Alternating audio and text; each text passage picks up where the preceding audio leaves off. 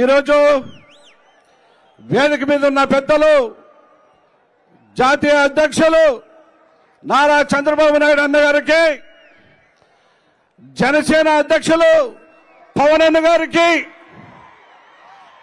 లోకేష్ బాబు గారికి, అచ్చెన్న గారికి, వేదిక మీద ఉన్న పెద్దలందరికీ నా నమస్కారం. వేదిక మీద ఉన్న అన్న చెల్లెలకు, అన్న తమ్ముళ్లకు, అక్క చెల్లెలకి నా నమస్కారం. ఈరోజు చాలా సంతోషంగా ఉంది. ఎందుకంటే ఒక పిక్చర్లో చెప్తుంటా,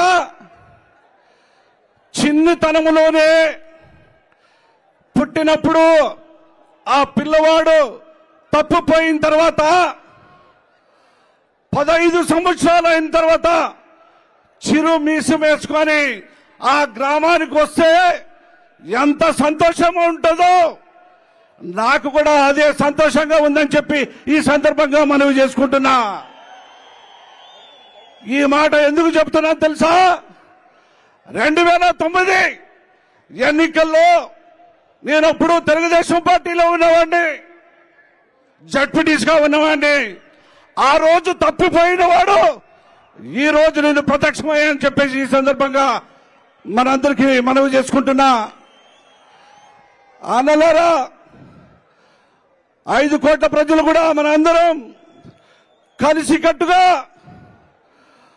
మన గ్రామాల్ని అభివృద్ధి చేసుకునేదానికి, గ్రామం బాగుంటేనే దేశం బాగుంటుందనే నినాదంతో తీసుకురావాలంటే మన ముఖ్యమంత్రి నారా చంద్రబాబు నాయుడు గారు అయితేనే ఈ గ్రామ అభివృద్ధికి తోడ్పడుతుందని చెప్పి ఈ సందర్భంగా మనవి చేసుకుంటున్నా.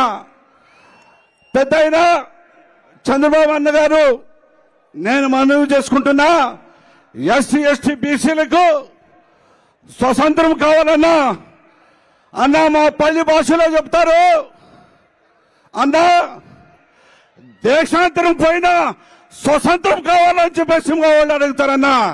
ఆ స్వతంత్రం మీరు ఇస్తారని చెప్పేసి నేను నమ్ముతూ వచ్చానన్నా.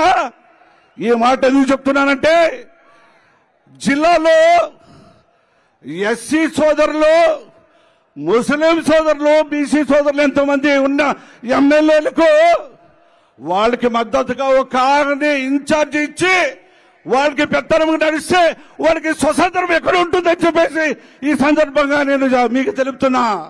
ఆ స్వతంత్రం కావాలన్నా ఈ రాష్ట్రానికి 24 ఎన్నికలు మరి నారా చంద్రబాబు నాయుడు అన్న ముఖ్యమంత్రి కావాలన్నా, అదేవిధంగా జనసేన అధ్యక్షులు పవన్ అన్నకి కూడా, అన్న ఈ రాష్ట్రాన్ని అభివృద్ధి బాటలో నడుపుదాం, బీసీల్ని ఐక్యబద్ధంగా చేసి 24 ఎన్నికల్లో ఘన విజయం సాధిస్తామని చెప్పి ఈ సందర్భంగా మనవి చేసుకుంటూ, నాకు ఈ పెద్దల అవకాశం ఇచ్చిన అందరికీ పేరు పేరు నా హృదయపూర్వక ధన్యవాదాలు తెలుపుకుంటూ సెలవు తీసుకుంటాను.